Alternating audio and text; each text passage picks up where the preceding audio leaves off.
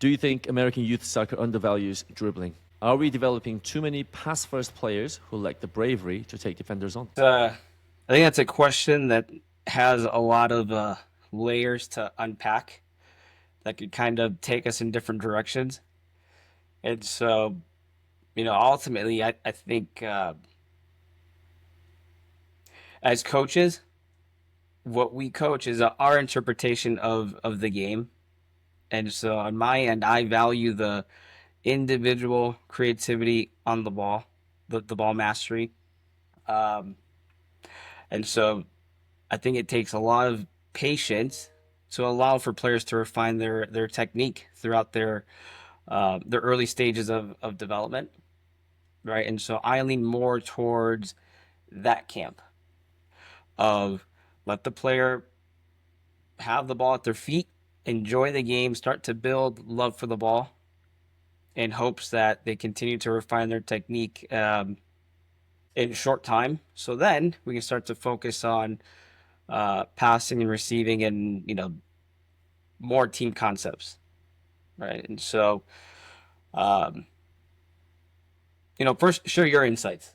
I would always say dribble first. I think it's easier to teach players, especially younger players, how to dribble first, and they can always learn how to pass later, that it seems. So, for example, if a child grew up playing as a centre back and he or she hasn't dribbled growing up or learned how to dribble creatively, it seems like they are struggle. Seems like they do struggle when they turn 17, 18, if they happen to move up the pitch or in tight spaces. But if you were to teach a player how to dribble first, they always seem to be able to pick up good, decent passes. I mean, for example, Brazilians, I'm pretty sure their philosophy is dribble first and pass second. And they seem to be doing okay. They've done okay, right, in past Yeah, I history. mean, yeah. Also, I looked at the Croatian Football Federation's sort of curriculum, and they're teaching players how to dribble first. And obviously, the prime example is Luka Modric out of that sort of cycle. Modric, Kovacic, and you have some great dribblers from who's that winger? Perisic. Again, great dribblers. I think dribble first. Dribble first. I think the players would enjoy the game that much more if you allow them to have more time on the ball. Yeah. If you think of other sports where, let's say it's football or baseball, the players are just kind of out there, and could they lose enjoyment because they're not interacting enough with meaningful moments of their games? Because maybe they're not the pitcher or the catcher, or they're not the batter in that moment, for baseball. And if you're playing five-a-side, at any level of grassroots, there's plenty of time on the ball, Yeah. right? And so, to echo your point on, it's easier to teach passing, at least technique-wise. So it's like, Right. yeah, Yeah. let's forego a little bit the passing and receiving aspect, and focus more on the player's ability to carry the ball. Big touches, small touches in tight spaces, their ability to change directions, shift their body weight. 'Cause at the same time, they're also developing their physical literacy, their Yeah. lateral movement, their ability to start and stop and not lose their balance. And I think that's SAQ with the ball. Yeah. It could be in essence just that.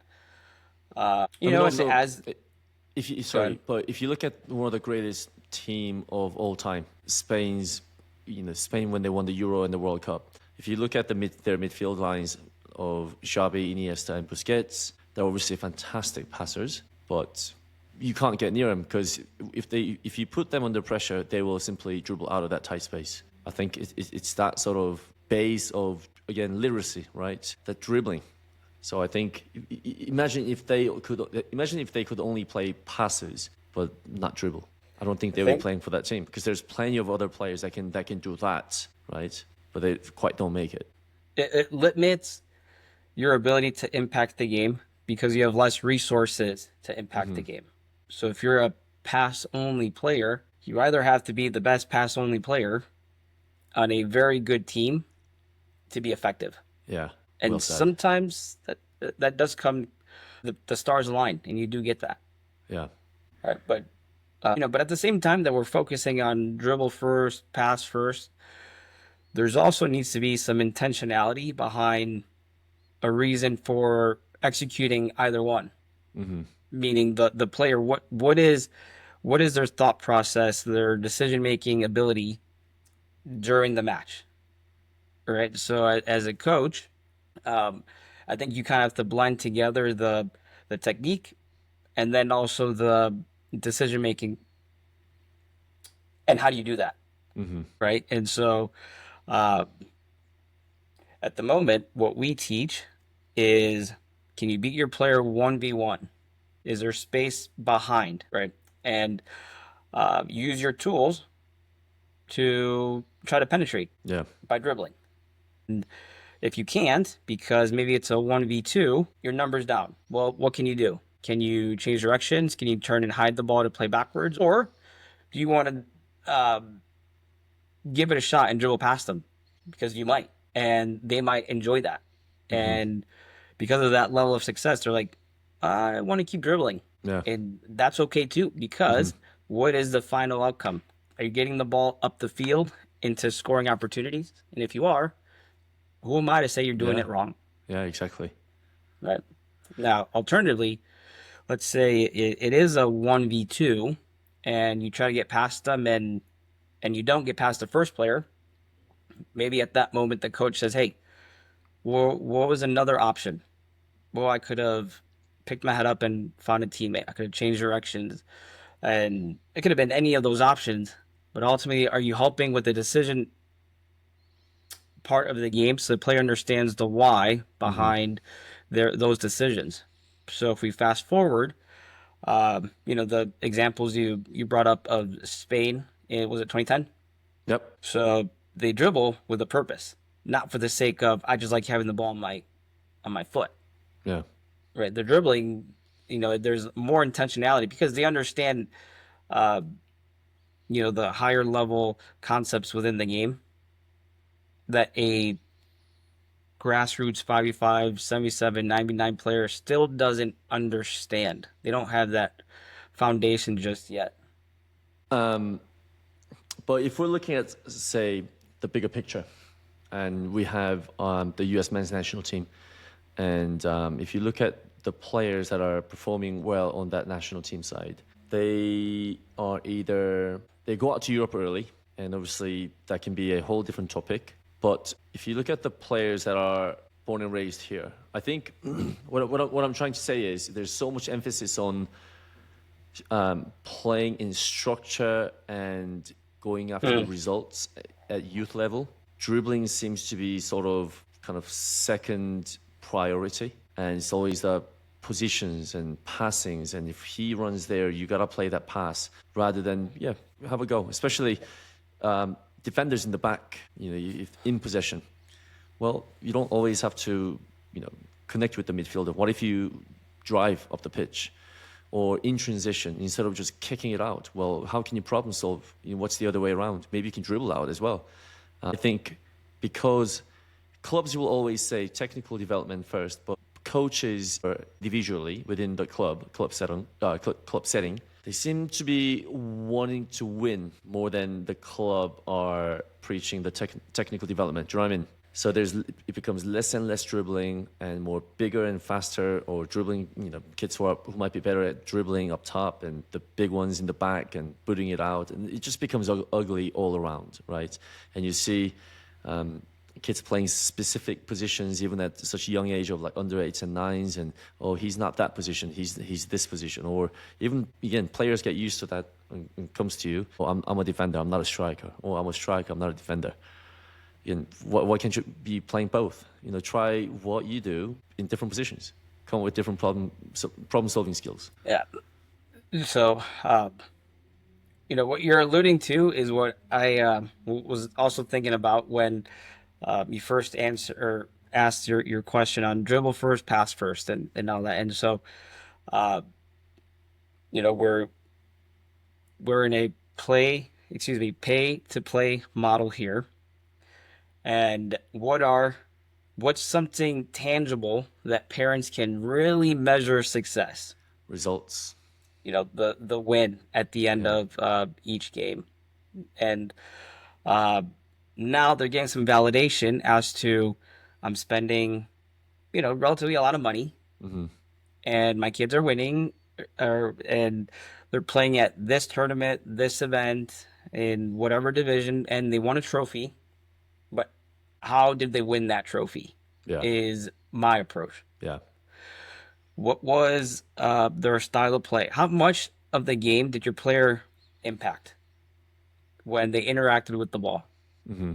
Right? Because if I'm a parent, that's what I'm looking at for my players' overall development is what is happening within those 60 minutes, again, for younger age groups, and is my player being able to impact the outcome?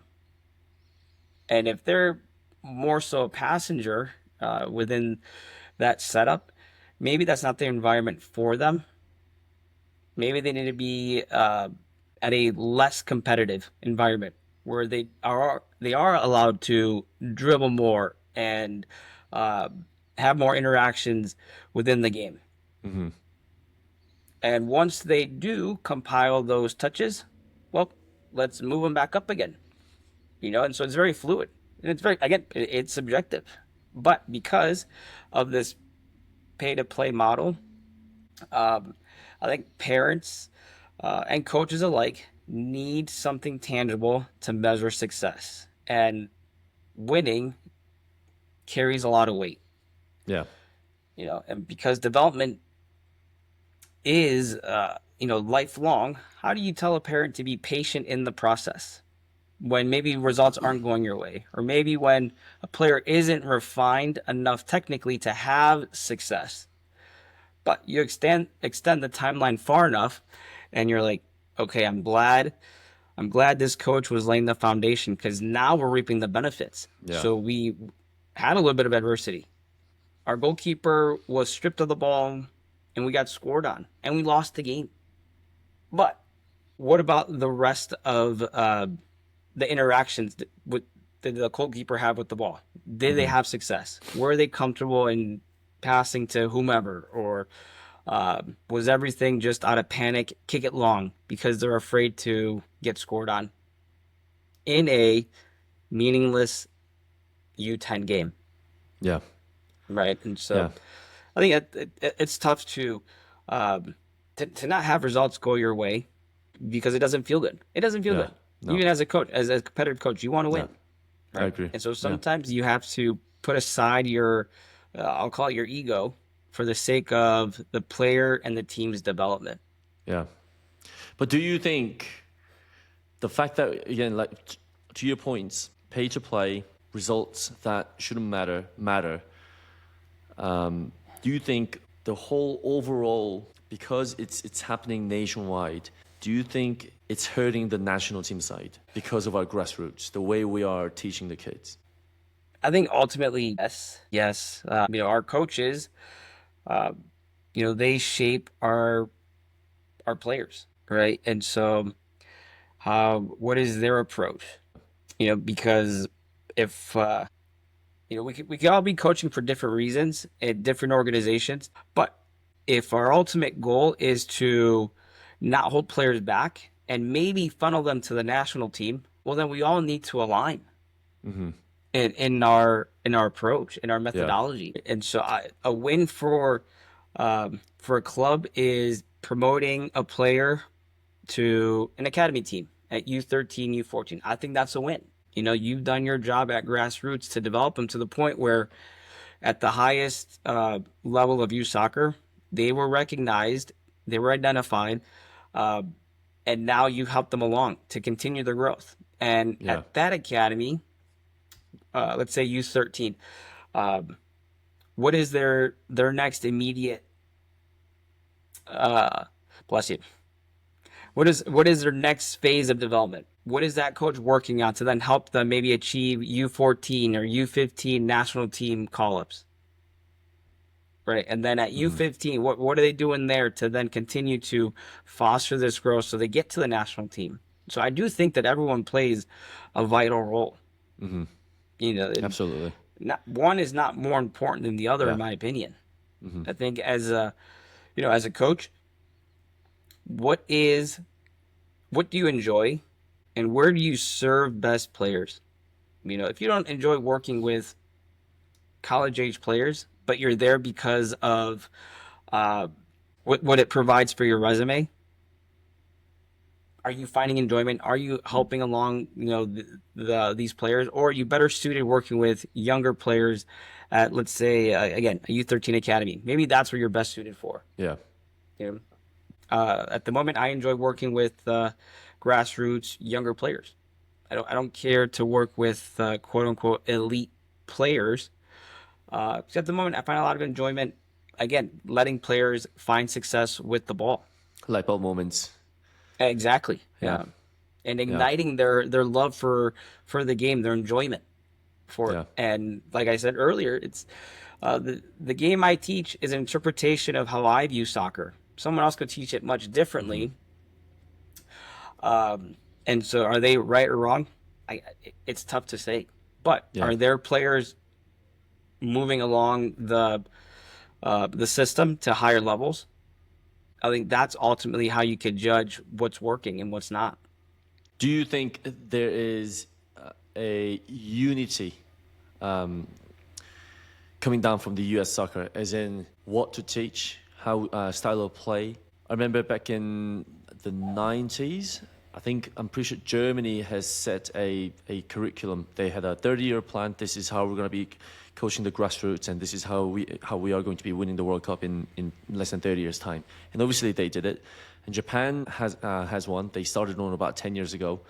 They brought some bright minds from all over the world, and they set their 30-year plan. And if you look at the Japanese national team, both women and men's side, I mean, they're very, very successful, right? Do you think the U.S. soccer has a clear plan on how we should be coaching kids in the grassroots level? If they do, I'm not completely aware or familiar with it. Hmm. But if I was to just take a guess in the dark, I'd say no. Yeah. But alternatively, it could also mean that maybe there is something in place, but coaches are choosing not to follow it because they're afraid of losing players to another club that might be at a higher platform, or that's winning Yeah. in certain age groups. Uh, and so that fear of not retaining players, well, might shape your approach. Hmm. So I mean, have you heard? Are you familiar No. with that? No. No. No. I think the problem with that is just lack of communication or from the federation in terms of coaching, and also coaches not taking enough coaching license courses. I don't think I really haven't met many coaches that are, yeah, I want to do that, I want to achieve that, I want to get that license. I've seen so many coaches who has been coaching for the past 20, 30 years, and they're just happy with their E license, D license, and just why? Because they get paid the same. Right. Again, so it's a capitalistic market, and culturally we cannot change that. I don't think we ever will. It'll always be pay to play, I'm assuming. There's nothing wrong with it. I mean, there's obviously side effects of it. I'm saying it's okay for that, for us to have that. But because of that, it's all about the money, isn't it? So if you get paid the same, there's no incentive for you to go and pursue more education in terms of your coaching, because it's all the same. So, to your point, where I think some coaches lose sight of their own growth in education is that they see themselves as finished products, and I've already attained this licensure, I'm set. Right. But what we're Yeah. asking of our players is continue to grow. Be uncomfortable. Hmm. Be comfortable stepping outside your comfort zone. Right. And so at the same time that these players are learning, growing, and developing, the coach is on that same trajectory, or at least they should be, because none of us are finished products. So education could be provided by our governing body, U.S. Soccer. It could also be, uh, devouring books. Hmm. It could be having meaningful conversations with colleagues. I think it could all be education and beneficial to one's growth. Yeah. And so I think that's important as well. Is like, yes, you attain a licensure, which allows you to then get paid a certain amount at various clubs. But if you're only attaining the education because of the financial rewards, again, not that that's right or wrong, that's just not my approach, Of course. Yeah. right? So uh, I hope that it's a byproduct of it. As you Hmm. gain more knowledge and education, um, you provide more value to your players, your organization, which in turns allows for players to grow, your Yep. organization to grow, and hopefully a coach is uh, at a club that, because they're investing in themselves or the club's investing in them, that they will, a byproduct of them seeking education is uh, financially as well, financial Hmm. rewards. Hmm. If you were to become the head of the US soccer, would you go pass first or dribble first? I would say dribble first. Yeah. Dribble first.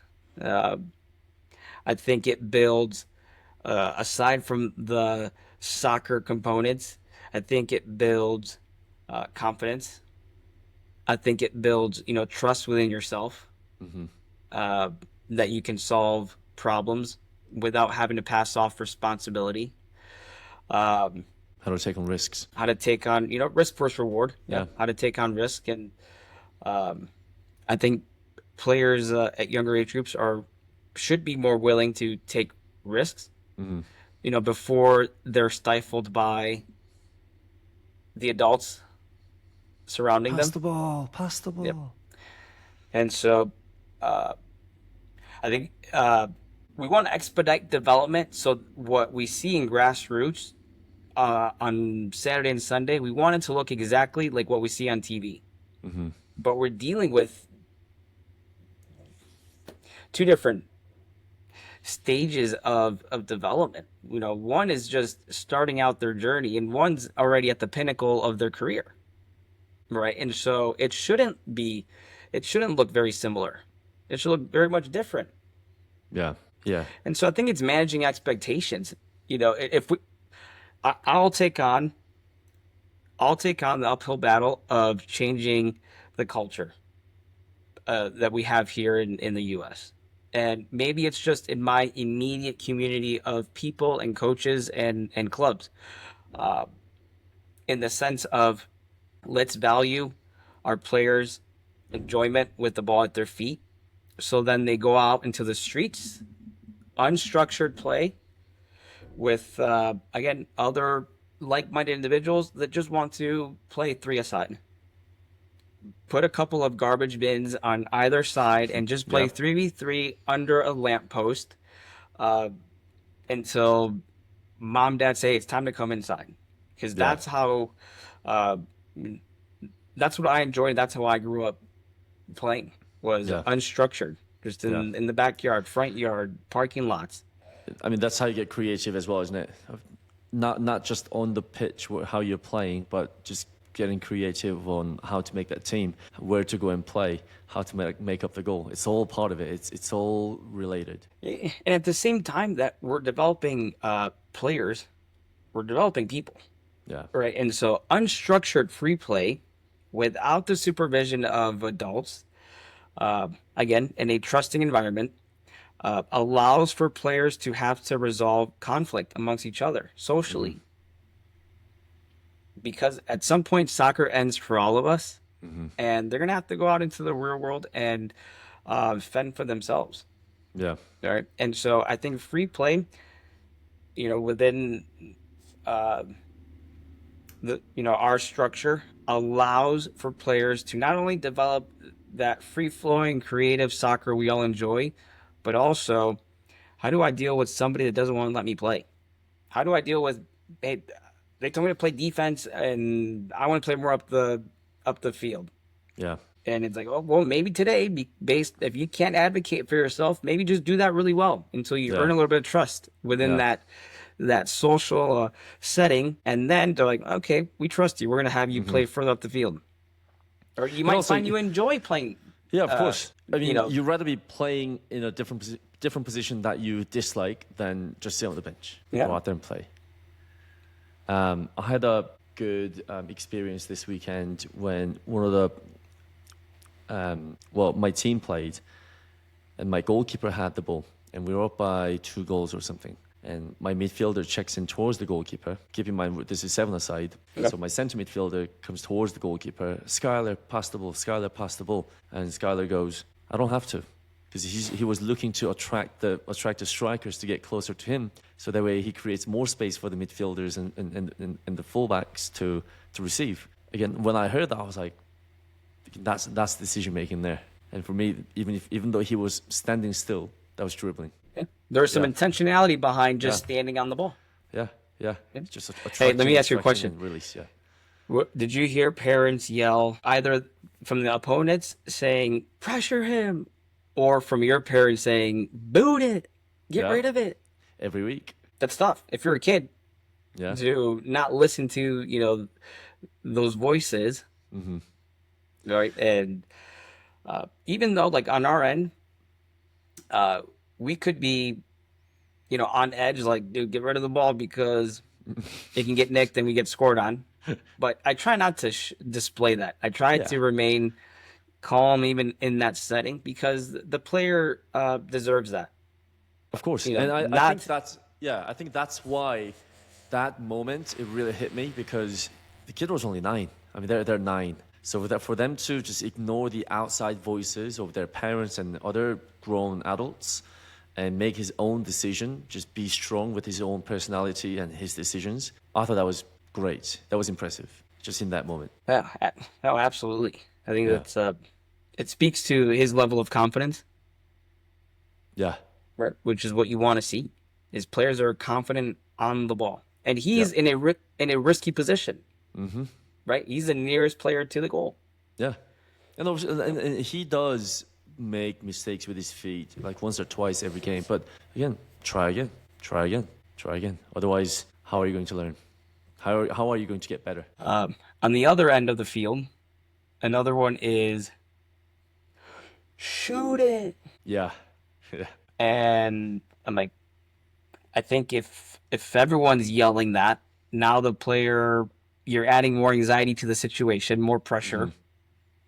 And for what? The player knows when he's going to shoot, when he feels ready, when Yeah. she feels ready, when they've taken a proper prep touch to set up their shot or their dribble past the goalie. I don't mean whatever it might be.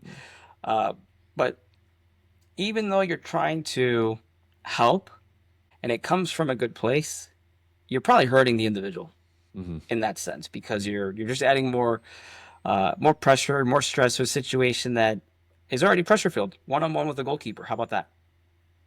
It might seem like an easy tuck it past them or dribble past them. I was like, but it's not until you're in that moment and you're a 9-year-old, with the weight of the yeah. world on your shoulders to make this goal because it's a breakaway, that you truly understand and can grasp what is it that player is feeling. Yeah. Yeah. Yeah. And a lot of times when you just let them play, they tend to be linking up with their teammates, quite nicely. At least that's what I noticed. And, if the team happens to score a goal after a little 1-2 or sharing the ball with their teammates, that the level of social or togetherness, it only gets better and better. This past weekend, I was on the sideline of our, what you consider our third team for an age group, 7-a-side. And regardless of the level, you saw players that were trying to drill themselves out of trouble, connect passes, change the point of attack, and everybody had smiles on their face. Yeah. I think they ended up winning, but regardless of that, I mean, you could just tell that they were enjoying the game. Yeah. Parents were enjoying the game. It was a joy for the coach to be coaching the game, because all they were really doing was adjusting some positional awareness, but as far as the decision making, the kids knew what to do, Yeah. and they had varying degrees of success because they may not be refined technically. They're a U10 team, so 8, 9 years old. But you see that the decision making part is there. Yeah. There's a semblance of an identity that, again, extend the timeline long enough, and then you're gonna have players that can do both, dribble and pass, when they feel that that's the right decision to make. And that's And you, bravery as well. That's bravery. Making your own decisions and showing for the ball and dribbling and changing directions and ultimately making your decisions, right? yeah, Bravery. I think it boils down to giving the game back to the player. So there's a foul on the field within shooting range, and everyone looks to coach, raises her hand, and says, "Can I take it?" And more often than not, I'm like, "You guys figure it out. You decide who wants to take it. It's their game." At what age do you think it becomes a problem if a player cannot perform a successful 1v1? Well, I guess it depends at what level are they playing at. Say the player is 15 and obviously wants to be in a team that creates results. Do we still go on and continue to work on getting better at 1v1, or is it something you might just, hey, here's where you are, here's what you're not going to become, here's what you best might be? So within that competitive environment where they're not achieving success at penetrating 1v1 past the player, maybe that's not the environment to work on that. And so maybe within that environment is I still need you to take more than 1 and 2 touches when the moment calls for it, but maybe it's not to beat a player. Maybe it's just to create space to set up your next pass or your next action. Maybe it's to spin, play backwards, and hide and shield the ball. Right. And so I think there's different forms of 1v1, but if we're specifically judging the player on their ability to beat a player 1v1, to dribble past them, to penetrate, maybe they need to go to a lesser environment where they are allowed to do that. Yeah. It could be pickup soccer at the rec center. Yeah. And then that player, he's U15, right? So they understand a lot more than a U8. Steps into that environment with some intentionality of, I'm going to look to dribble. And Yeah. maybe they do have some success, and they refine their technique, and they refine their ability to execute their moves and know the distance of when they need to perform this movement or this and that. Once they get comfortable physically and even mentally as they develop this habit, then they step into the more competitive environment, and maybe they try it 5 times and they have success once. That's still one more time than previous, and just keep building off of that. And if and that's not to say that they're going to be, that's the only way they're going to impact the game is by dribbling 1v1 and getting past them. I mean, it is if you're going to be a winger, right? But maybe they're more of just a center back or a holding center mid where they don't have to necessarily beat players 1v1, but it's more so their ability to dribble is more about carrying the ball forward, creating separation to hit a diagonal pass. I just think it's important that we start to also recognize what are the stronger characteristics of a player. Yeah.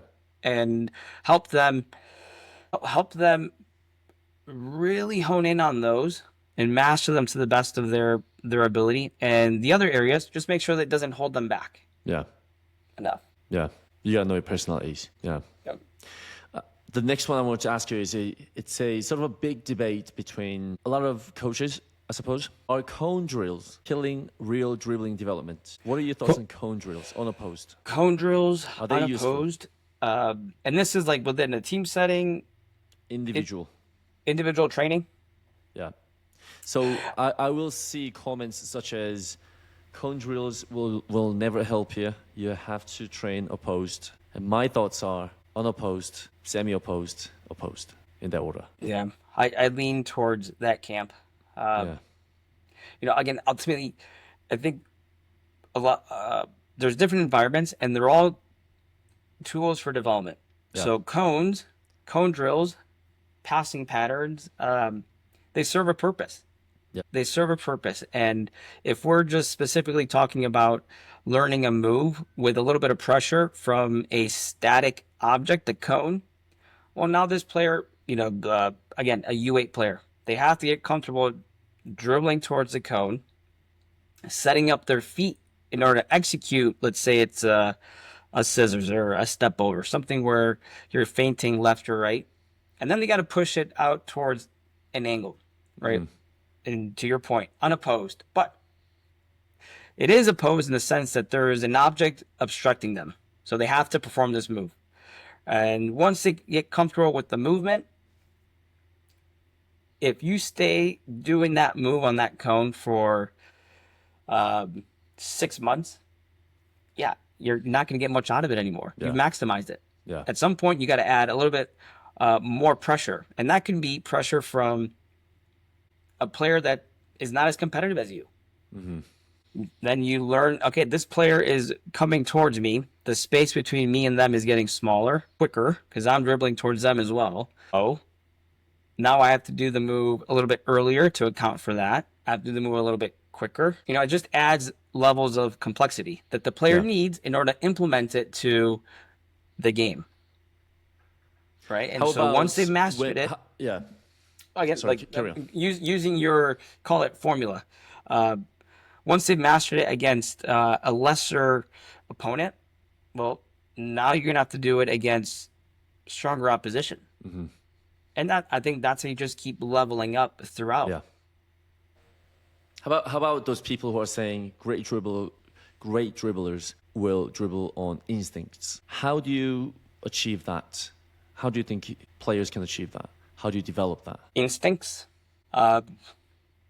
through doing, through being in similar situations Repetitions. that you no longer have to think about it because it's instinctual. It becomes habit.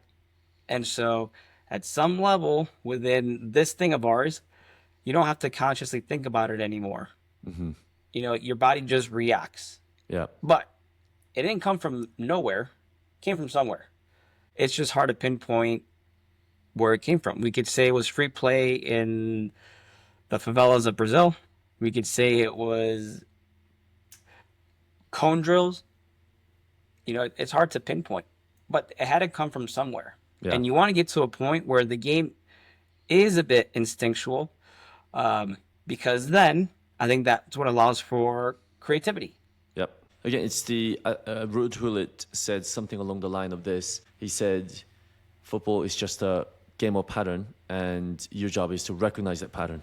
And again, that's just repetitions of seeing these patterns and experiencing the same situations. Obviously, a bit slightly different, but quite similar, right? You have done that sort of situation. You've dealt with that situation so many times, and to your point, become an instinct. I like all sports for different reasons, because I enjoy the strategy and the technique behind it, and I can appreciate the amount of work athletes do to be elite in their sport, whatever it might be. Even, I'm not a complete fan of golf, but I can appreciate what it takes to get that little ball in that little hole some So distance far away. Yeah. And I appreciate that athlete is able to do that, and they've taken the time and and all that to work on their craft. In soccer, I appreciate that a player like Pirlo can be elite amongst physically elite players and athletes, where his thinking is so good, his technique is so good that he's able to overcome the physicality of the game, and he can find success. I enjoy that about soccer, that you're not really limited. You might be in a certain aspect, well, but then how strong are you in other areas? Maximize those, right? And so to your point of recognizing patterns, why is it that a player like, let's say, Luka Modric, who's nearing 40, if he's not 40 already, I'm sure he is still physically fit for a 40-year-old Yeah. individual. I'm sure he is. But what allows him to continue to play Champions League soccer at Real Madrid is his recognition of patterns. So he sees the game, even though it's swirling around him and it's fast, for him it's slowed down because he recognizes things before they occur. So he's thinking ahead, he's predicting, he's not reactive, he's proactive. So I enjoy that part of the game where it's it's like the great equalizer in that you may not be 6'2", maybe you're 5'7", 5'6", and you're the best player of all time. And maybe that 6'2" player, 6'3", is a prolific goal scorer. Yeah. Right? But they're both on the field together, impacting the game, just in their own areas and abilities. That helps them, have team success, not just individual success.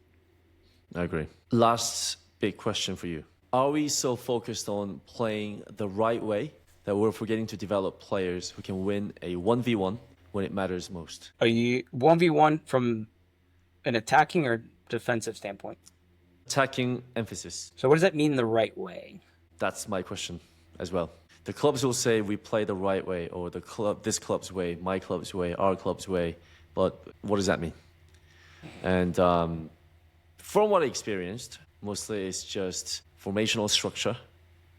And we play, quote unquote, attractive. Again, that's not a tangible thing we can keep track of.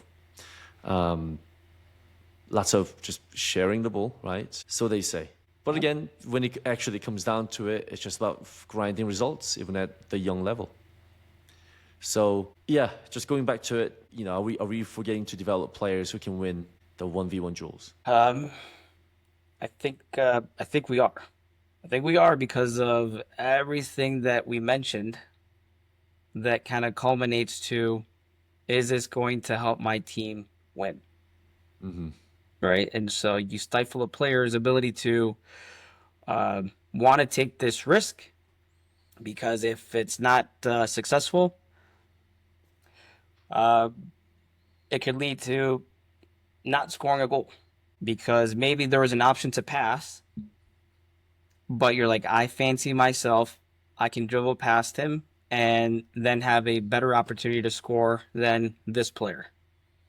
And ultimately, we all use, coaches, parents alike use Kobe Bryant, Mamba mentality, and Michael Jordan, and those type of players that want the responsibility of the ball in situations that are stressful.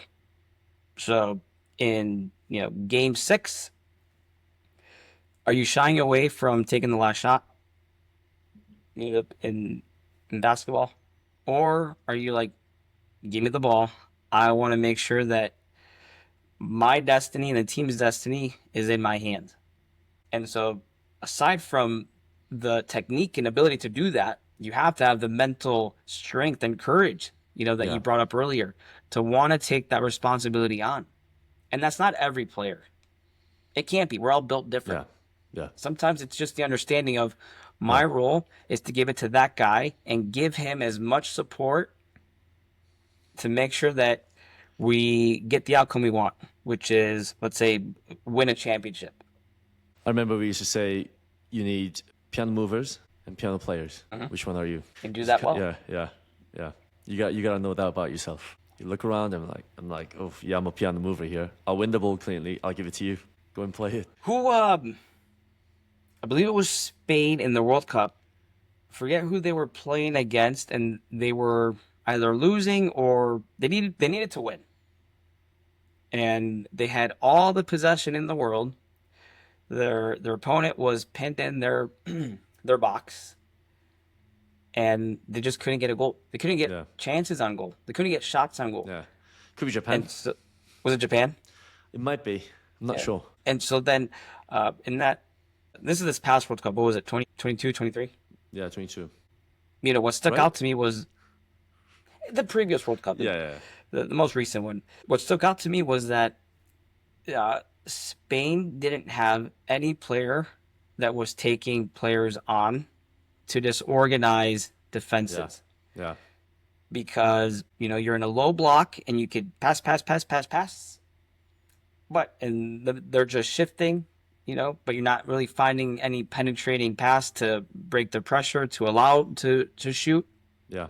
And so what you need, again, opinion based, is a player to take somebody on, Dismantle. find success, and now that second defender's like, oh, dude, I have to go, Yeah.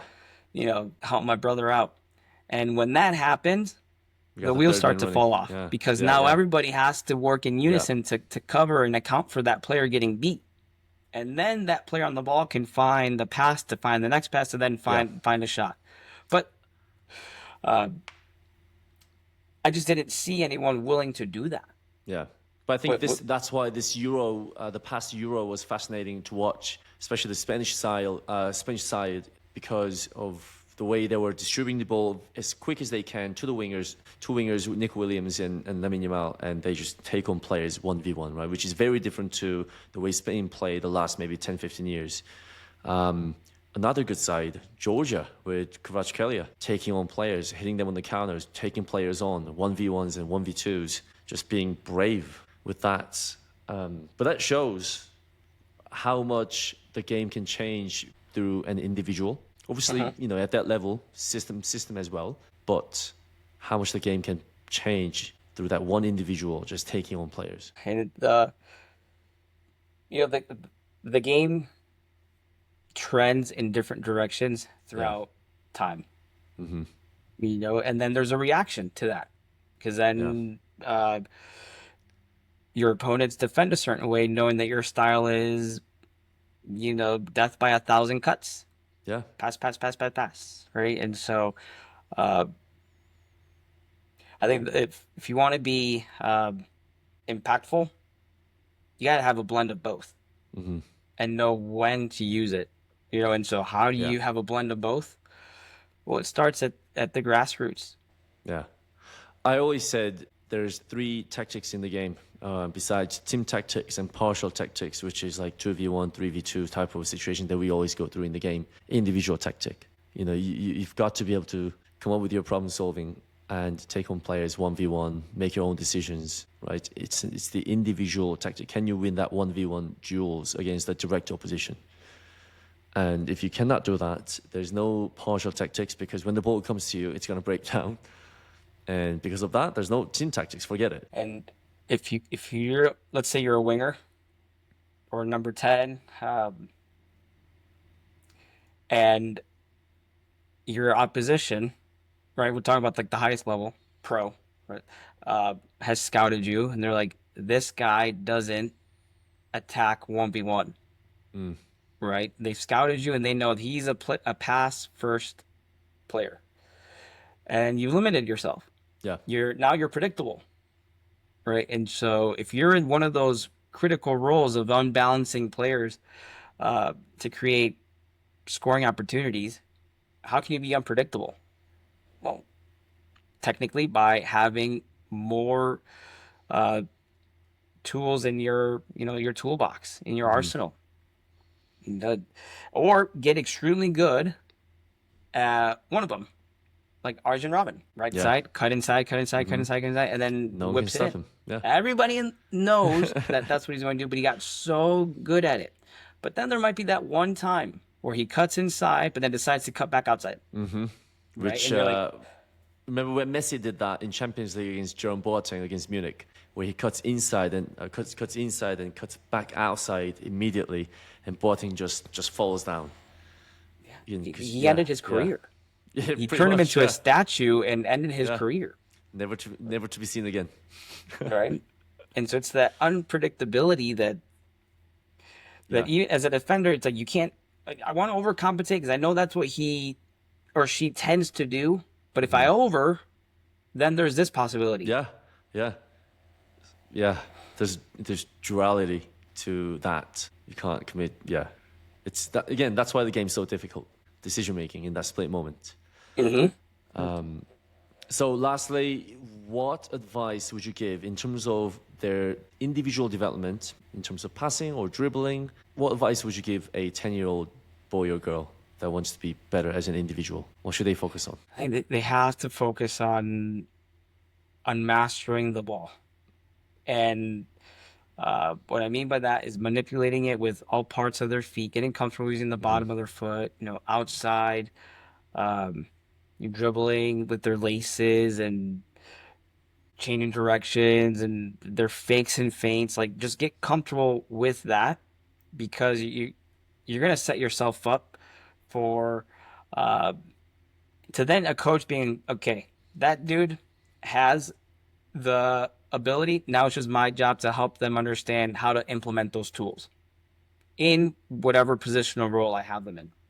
But if you don't even have the tools, it makes it that much harder to be selected, start the game, impact the game, so uh, which is why it's important to players for players to fall in love with the ball. So Yeah. they're spending more time with it outside of training. And if they're able to do that, that's the only way to really expedite development is by refining your technique. Right? Well, you can't write a novel without the words. If you don't have No, the you words, need yeah, right. yeah, And the more words you have, the better you are at phrasing things, at articulating things to, um, if you're seeking comprehension, it's vital. awesome. Well, Louis, thank you so much for your time. Dude, I'll be here all day if I could. All right, a little outro, and then that is it. Good little 1 hour. All right, thank you so much for watching. I hope this chat was informative, and we will see you next time. Please leave a comment, subscribe, and we'll see you next time. That was it. Stop the recording.